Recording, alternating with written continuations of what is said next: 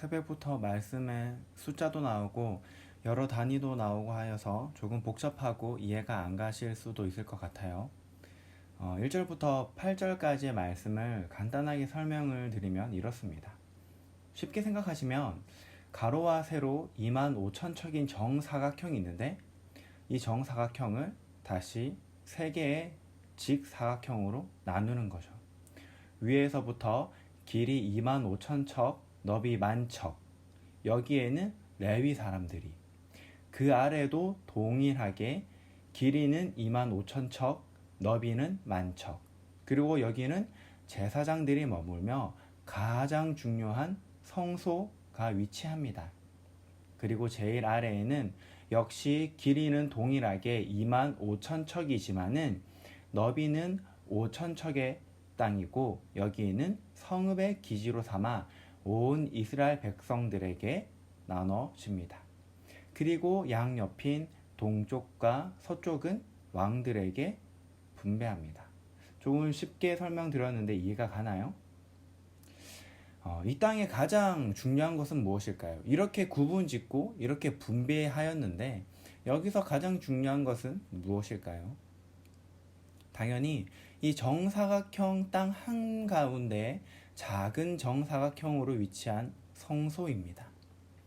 완전한 이 정사각형 가운데 더 완전하게 있는 하나님이 계신 곳 성소. 우리 함께 읽은 오늘 말씀에서는 이 성소를 이렇게 말씀하고 있습니다. 3절 후반부인데요. 그 안에 성소를 둘지니 지극히 거룩한 곳이요 완전하며 가장 거룩한 곳.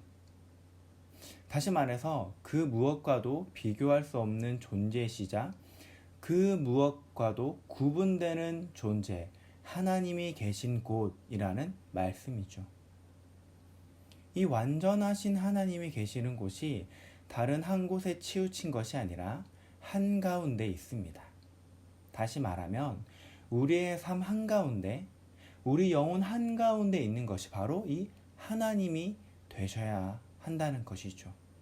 약간 왼쪽이나 약간 오른쪽, 그리고 약간 좀 찌그러진 모양, 그런 것이 아니라 반듯한 정사각형, 또 완전한 정사각형 가운데 있는 거룩한 성소, 그 무엇과도 다른 하나님이 계신 곳.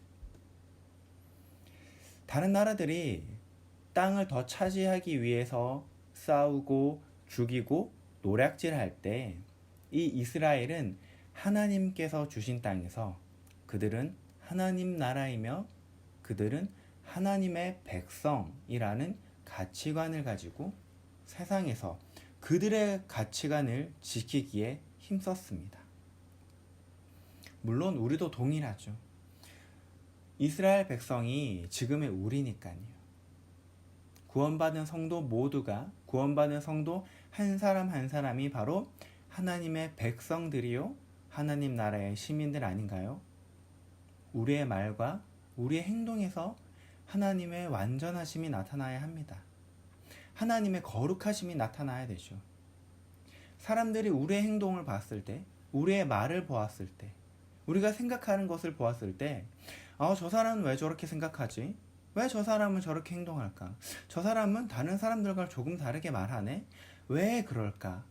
왜 하면서 조금씩 우리 삶에 들어와서 우리와 가깝게 지내면서 이들이 봐야 하는 것은 우리가 어떤 대단해서 우리가 우리 자신을 잘 수양하고 잘 닦아서가 아니라 우리 안에 있는 완전하신 하나님, 우리 안에 계신 거룩하신 하나님을 발견할 수 있어야 합니다.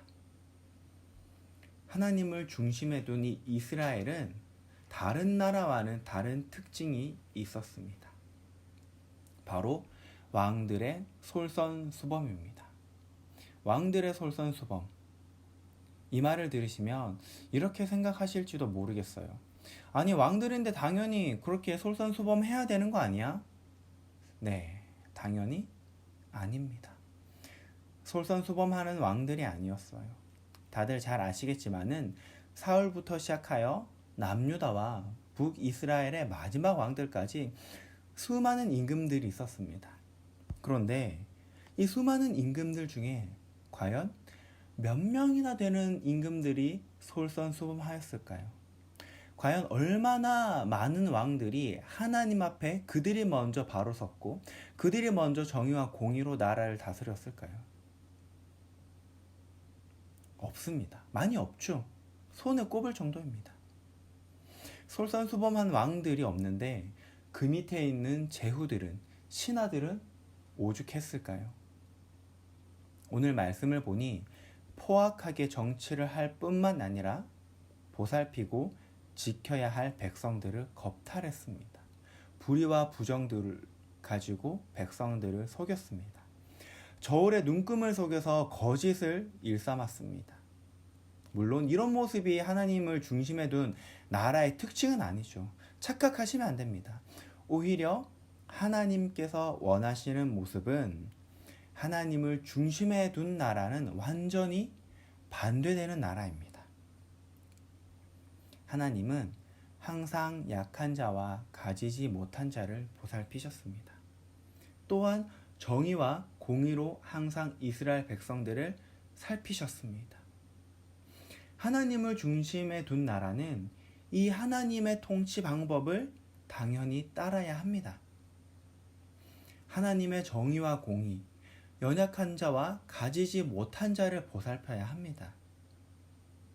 우리가 비록 나라를 다스리는 정치인들은 아니지만은 우리는 하나님께서 이 나라에, 이 세상 가운데 보내신 대사들입니다. 하나님 나라의 대사들이죠. 그래서 우리들을 통하여서 하나님의 나라, 하나님 나라의 통치 방법들이 나타나야 됩니다. 하나님께서 모든 사람들을 정의와 공의로 다스리시고 연약한 자와 가지지 못한 자를 늘 보살피셨다면 우리 또한 그런 삶을 살아야 합니다. 우리의 기준은 하나님의 정의와 공의가 되어야 됩니다. 세상에 있는 것들이 기준이 되어서는 안 되죠. 부당한 이익을 취하기 위해서 거짓을 일삼으면 안 됩니다. 남의 뒤통수를 치고 사기를 하고 거짓말을 하고 그래서 나의 호주머니를 조금 더 채우고 나의 통장 잔고를 조금 더 채우고 나의 이익을 취하는 것이 아닙니다.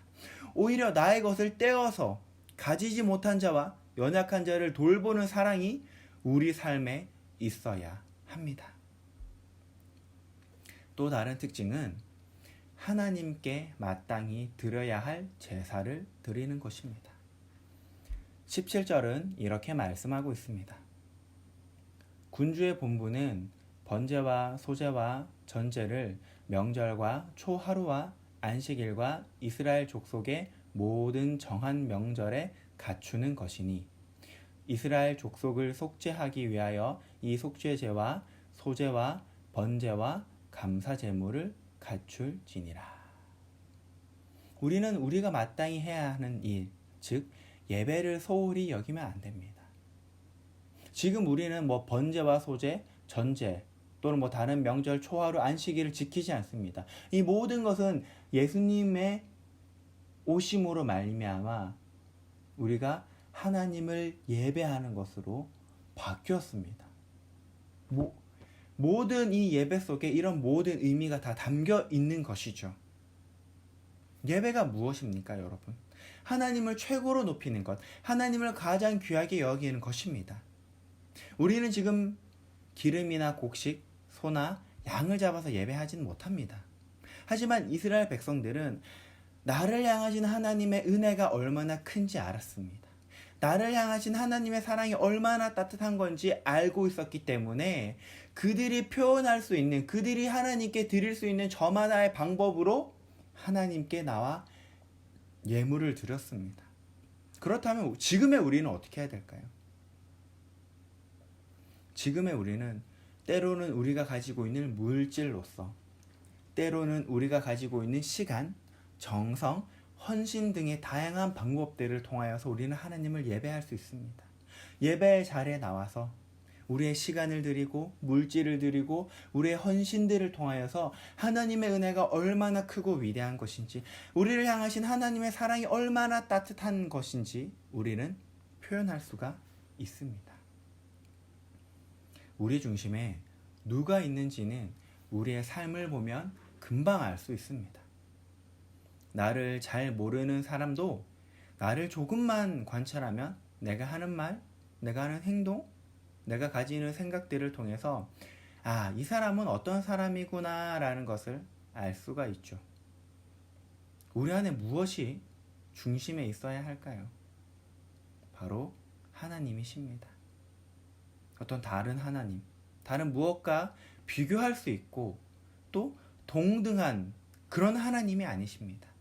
완전하시고 다른 것과는 비교하실 수 없는 그 하나님이 우리 안에 계실 때 우리가 비로소 세상과는 다른, 세상과는 구분된 삶을 살 수 있습니다.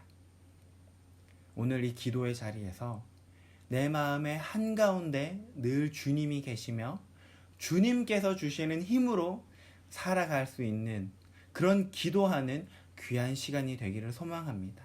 그리고 오늘도 우리가 이 기도의 자리에서 벗어나서 우리의 삶의 현장에 나아갔을 때 삶으로 드리는 우리 예배 자리에서 저 집사님, 저분, 저 사람을 보니까 하나님이 살아계시네.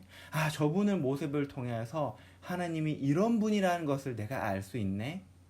그런 귀한 고백들이, 귀한 간증들이 오늘 하루도 넘쳐나기를 간절히 소망합니다.